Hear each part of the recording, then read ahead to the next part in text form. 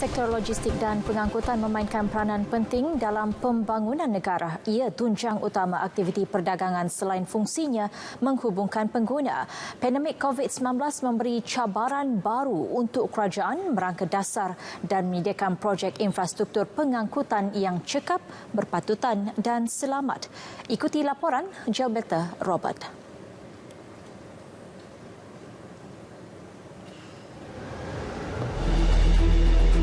Sektor pengangkutan dan logistik menekankan faktor kecekapan selain liputan yang menyeluruh dan terangkum.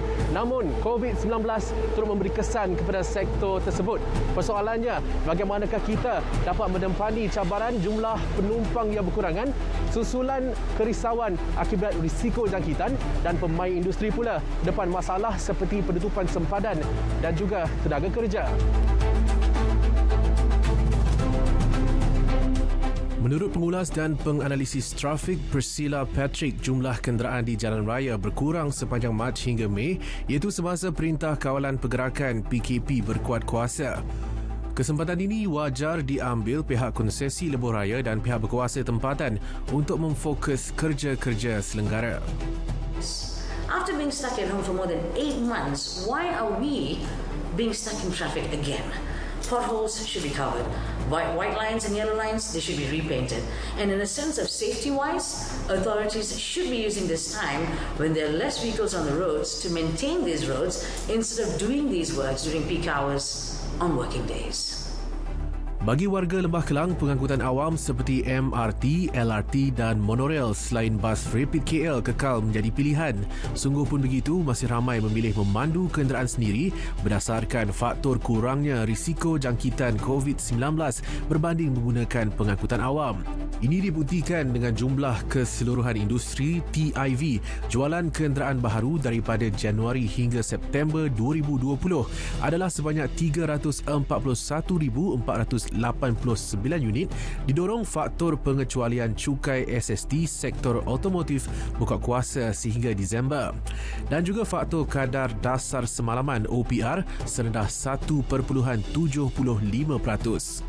What discourages them from using public transportation before the pandemic was probably because sense of security of the vehicle, and now with this virus even more so, most would want to drive and go to work rather than use public transportation. So pembudayaan norma baharu seperti bekerja dari rumah juga sedikit sebanyak mempengaruhi pola penggunaan pengangkutan awam. Yang di-Pertua Persatuan Keselamatan Pengguna Kuala Lumpur, Samsudin Muhammad Fauzi berpendapat, trend tersebut mungkin menjejaskan sumber pendapatan pemandu teksi dan e-hailing.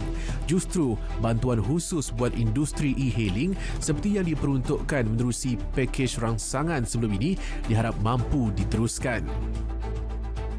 Ramai juga yang telah bermula bekerja daripada rumah WFH yang seperti yang disarankan oleh kerajaan.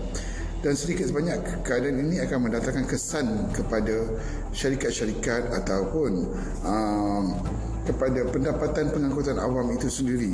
Bajet-bajet yang diadakan untuk menambah baik infrastruktur pengangkutan awam. So saya rasa sedikit sebanyak suntikan kerajaan kepada mereka ini akan membuatkan mereka boleh bernafas sedikit dan bernafas lega. Pandemik COVID-19 turut memberi impak kepada industri logistik dan pengangkutan khususnya di peringkat strategik dan pemilik projek infrastruktur yang dibebani isu tenaga buruh dan penutupan sempadan. Perunding bebas yang juga bekas pengarah projek MRT Sungai Buloh Putrajaya, Param Sivalingam, menekankan pentingnya projek mega seperti MRT3, HSR dan ECRL diteruskan demi kelangsungan industri dan memacu ekonomi untuk bangkit dari kesan COVID-19. Penerapan elemen automasi dan pendigitalan perlu demi meningkatkan produktiviti, mengurangkan kos dan kebergantungan kepada tenaga kerja asing, manakala sektor logistik dan pengangkutan terus jadi pemangkin kepada pemulihan ekonomi negara. Jalberta Robert, Berita RTM.